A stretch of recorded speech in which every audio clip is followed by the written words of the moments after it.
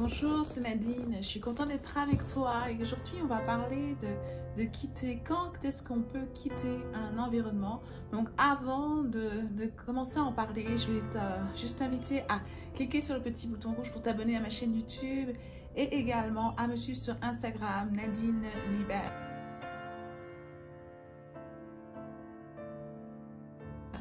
Alors aujourd'hui, on va parler de quitter un environnement. C'est sûr que c'est une des premières choses qui nous vient à l'esprit lorsque l'on vit dans un environnement que on va considérer un petit peu toxique. C'est-à-dire que notre environnement ne nous pousse pas forcément à aller de l'avant. Qu'est-ce que c'est un environnement toxique? Je pense que c'est intéressant de prendre la peine de pouvoir le définir parce qu'on peut tous avoir une définition de ce que c'est un environnement toxique. Je pense qu'un environnement toxique, c'est un environnement qui nous tire plutôt vers le bas que plutôt vers le haut. C'est un environnement dans lequel on ne progresse pas tant que ça. C'est un environnement dans lequel on va plus être tenté à faire le mal qu'à faire le bien. C'est un environnement dans lequel on va plus être tenté de critiquer les autres que d'élever les autres ou de justement accompagner les gens dans leurs faiblesses. Alors, je dirais que un environnement toxique, c'est quelque chose qui va vraiment nous retenir loin de ce que Dieu a prévu dans nos vies et en fait qui va nous mettre un focus ailleurs. En fait, on va pas avoir notre focus sur Dieu. Le focus qu'on va avoir, c'est sur cet environnement en fait qui est toxique et qui va nous pousser à faire certaines choses qui sont contraires très souvent à la parole de Dieu. Et nous, en tant que chrétiens, on veut se retrouver dans un bon environnement. Non pas parce que, en tant que chrétien, on veut juste être entre chrétiens, non, parce que Dieu nous appelle à aller dans des milieux qui sont justement des milieux qui ne sont pas forcément chrétiens. Il nous appelle à y aller pour justement apporter la parole de Dieu. Mais il ne nous appelle pas à y aller pour demeurer. Il ne nous appelle pas à y aller pour rester et commencer à faire les mêmes choses que ces personnes-là. Alors, qu'est-ce qu'on peut faire justement lorsqu'on se dit que notre environnement est un environnement qui n'est pas propice à notre développement, mais qui n'est pas propice également à ce que nous puissions propager l'évangile de Dieu, mais également aussi à ce que nous puissions vivre cette vie-là. Tu peux être avec des gens qui décident de ne pas accepter le Seigneur et qui respectent ton point de vue, qui respectent ta façon de marcher avec Dieu, mais tu peux aussi être avec des gens qui décident de ne pas suivre Dieu, mais en même temps qui aimeraient que toi, tu rejoignes justement leur style de vie. Et c'est là que ça devient compliqué et souvent, il nous faut faire un choix. Mais quitter, c'est quelque chose qui peut sembler évident. Quitter, c'est quelque chose qui peut sembler facile, mais c'est pas toujours facile de quitter.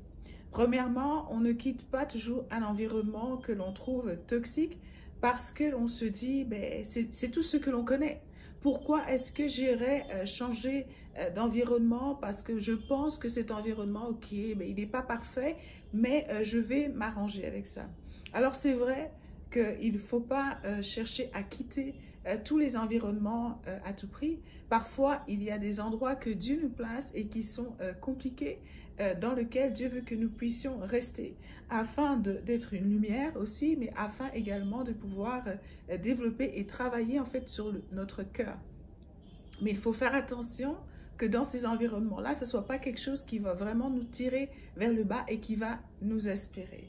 Moi, souvent, ce que je dis aux gens, si toi, tu as eu un combat avec l'alcool, ne te tiens pas toujours avec des personnes qui sont en train de consommer de l'alcool. Parce que bien sûr, tu en es sorti, mais ça reste quelque part, ça reste quelque chose avec lequel tu as lutté et ça pourrait être une porte par laquelle l'ennemi va essayer justement de te ravoir. Donc oui, tu peux conseiller quelqu'un, tu peux accompagner quelqu'un dans les difficultés qu'il a traversées, mais tu ne peux pas te tenir avec lui alors que pour toi, c'était aussi quelque chose de compliqué. Alors, tu retournes dans les mêmes travers, tu commences à t'installer avec. Au début, tu dis, je ne vais pas boire. Puis finalement, un jour, c'est OK, je vais quand même prendre un verre.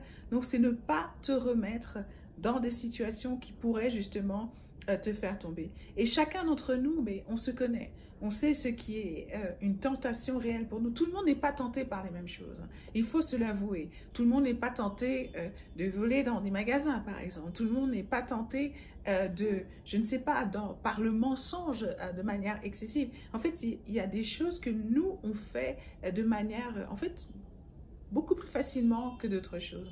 Et c'est de ces choses-là qu'on doit se protéger. Et on doit créer un environnement propice pour ça. Alors oui, quitter, c'est pas quelque chose de facile. Et parfois, Dieu va nous demander de le faire. Parfois, il va nous demander de demeurer pour briller là-dedans. Et c'est important d'avoir une révélation de Dieu par rapport à ça. Et je sais que lorsque je parle de quitter, il y a des gens qui se trouvent actuellement dans des situations qui sont compliquées. J'ai des situations qui sont difficiles. Et ils se disent, OK, mais j'aimerais ça partir, mais voilà, il y a ça, Seigneur, qu'est-ce que je dois faire? En fait, qu'est-ce que tu dois faire? C'est aller dans la présence de Dieu, chercher le conseil auprès de personnes aussi qui craignent le Seigneur et des personnes j'allais dire des personnes qui t'aiment. Parfois, les gens qui t'aiment vont aussi te donner des conseils parce qu'ils ressentent certaines émotions, en fait. C'est pas parce que ils ont les bonnes réflexions également. Donc, c'est essayer de voir, de parler à quelqu'un qui n'a pas de parti pris dans cette histoire-là. Alors là, je vais prendre un exemple. Je sais qu'il y en a qui traversent des moments difficiles dans leur relation de couple. Tu peux avoir des difficultés dans ton relation de couple et le problème lorsque nous sommes mariés, c'est qu'on s'est engagé pour la vie. Et il y a des défis qui viennent avec. Et il y a des gens aujourd'hui qui passent par des questionnements, qui peuvent se demander, est-ce que je dois quitter? Qu'est-ce que je dois faire? Voici ce que la parole de Dieu me dit, de demeurer dans mon mariage. Mais qu'est-ce que je dois faire? Qu'est-ce que je dois faire si mon mari décide d'avoir une relation en dehors du mariage? Qu'est-ce que je dois faire? La parole de Dieu nous encourage à pardonner. Mais l'on sait qu'il y a des choses qui sont plus complexes au-delà de ça. On sait qu'il y a des blessures, on sait qu'il y a des difficultés, on sait qu'il y a des choses qui dépassent en fait ce que l'on peut voir de premier abord. Donc c'est important d'avoir le discernement là-dedans, de demander à Dieu quoi faire. Souvent, lorsque il y a des choses comme ça, je conseille beaucoup aux personnes qui traversent des moments difficiles dans leur relation, lorsqu'il y a de la violence, lorsqu'il commence à avoir de la violence, on commence à craindre pour sa vie, c'est important de trouver déjà, d'en parler et de trouver quand même un refuge. Mais ce n'est pas des choses à prendre à la légère, c'est vraiment de prendre le temps de prier, c'est prendre le temps d'avoir une révélation qui vient de Dieu. Personne ne peut te dire de quitter une relation. Personne ne peut te dire de quitter une relation. Personne ne peut te dire de quitter un travail. Personne, en fait, ne peut t'obliger à le faire. Les choses que nous devons faire, nous devons les faire avec conviction. Et ta conviction ne doit pas être trouvée dans la conviction de quelqu'un d'autre. En fait, ça doit être trouvé dans la conviction que Dieu t'a donnée à toi de manière personnelle.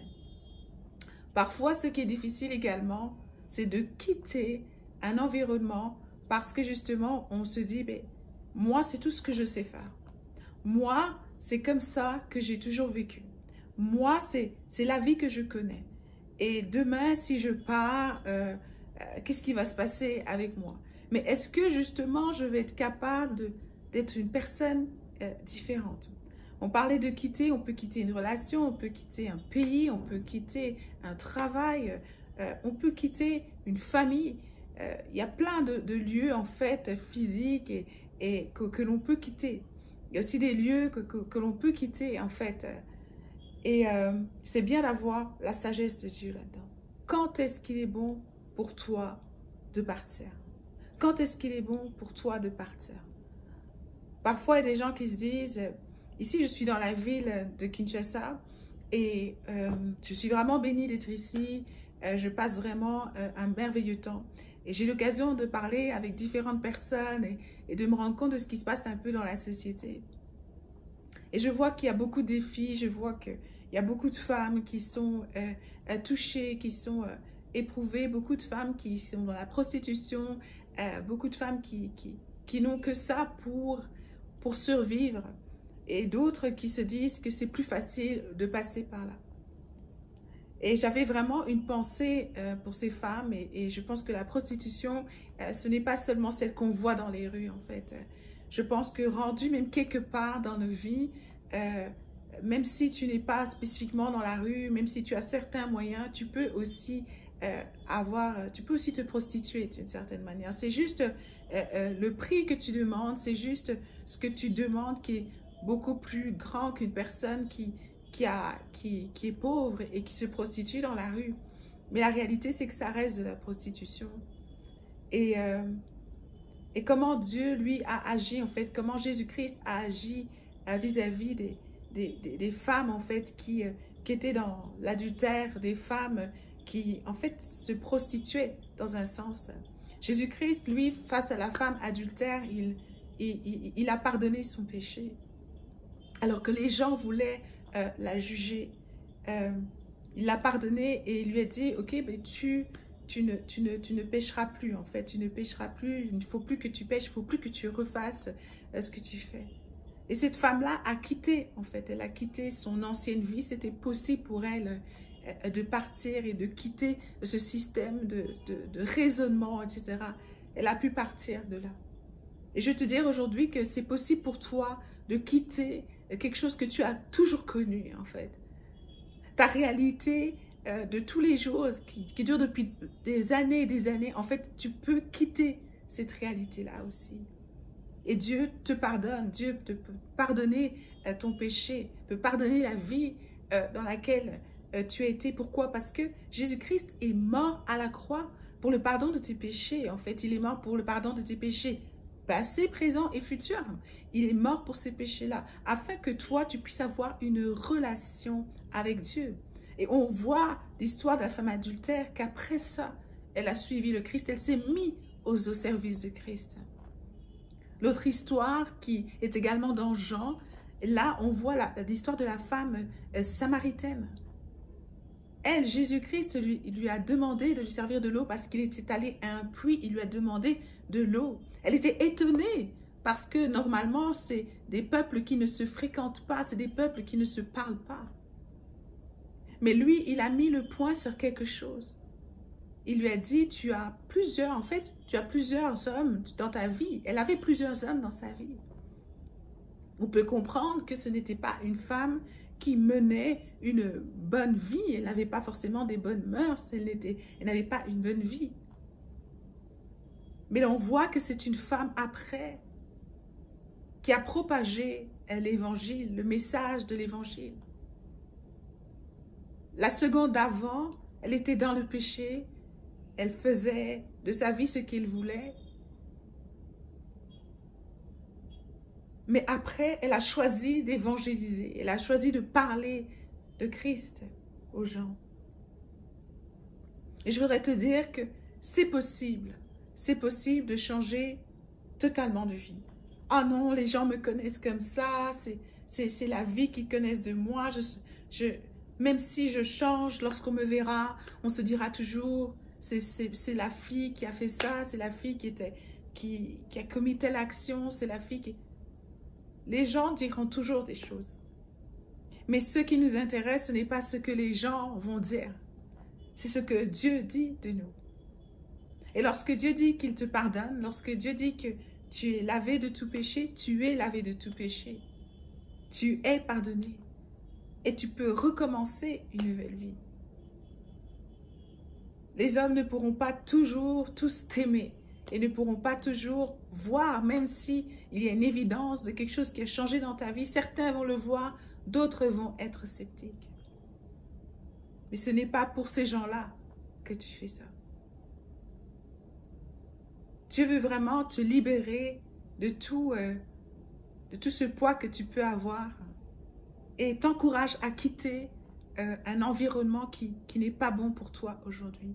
T'encourage à changer de vie, t'encourage à changer de dimension, de fréquentation, de milieu. En fait, Dieu veut te faire passer d'un milieu à un autre.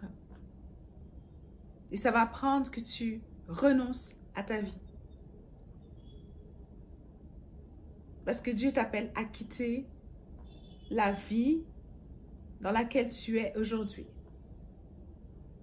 Et je voudrais prendre un temps pour prier pour toi. Alors que je vais prier pour toi, je veux vraiment que tu aies cette foi-là, que Dieu te pardonne en fait. Tu n'as pas besoin de faire 36 autres choses, tu as juste besoin de te mettre à part, d'arrêter ce que tu es en train de faire et de juste suivre le Christ, le servir. Ça ne veut pas dire que tu ne peux pas faire d'autres choses. Hein. Tu peux faire ton activité, tu peux faire d'autres activités, tu peux avoir ton entreprise, tu peux retourner aux études, tu peux faire plein de choses. En fait, Dieu ne nous met pas, ne nous dit pas, ok, une fois qu'on a servi, une fois qu'on a accepté le Seigneur, on ne doit pas aller rester à l'église toute la journée, quoi. Je veux dire, il y a des choses à faire, il y a des gens qui doivent connaître Christ au travers de toi et ça ne va pas être forcément en étant dans une église. Hein. Ça va être en travaillant de tes mains, en faisant des choses qui sont louables et des choses qui glorifient Dieu. Et Dieu veut t'emmener là à faire des choses qui le glorifient. Quand ce n'est pas facile, parfois Dieu nous demande de quitter. Lorsque notre environnement est toxique, nous demande de quitter. Et parfois, c'est sûr, en fait, ce qui est certain, c'est que tout le temps, il va nous demander d'arrêter de nous, en fait, être dans un péché. C'est sûr, on ne peut pas être dans un environnement toxique et nous commencer à nous conformer à ce que ces gens peuvent faire. Nous, on doit continuer à agir ou commencer à agir comme le Christ nous l'enseigne. Et lorsque c'est trop compliqué, lorsque c'est trop dur, mais Dieu crée une voie et il faut partir. Il faut partir. Dieu honore toujours lorsque on décide de partir à quelque part parce que l'environnement nous tirait vers le bas. Parce que ce n'était pas un environnement dans lequel on pouvait louer Dieu. On pouvait adorer Dieu. Donc aujourd'hui, je vais prier pour toi afin que, peu importe ce que tu vis aujourd'hui, que Dieu te donne la force de demeurer comme une lumière ou de quitter comme une lumière. Et de ne pas rester pour rester et de ne pas quitter pour quitter. De partir avec la conviction de Dieu et de transmettre cette lumière qui brille en toi, en fait. Cette lumière qui est le Saint-Esprit qui brille en toi. Et je prie pour toi maintenant.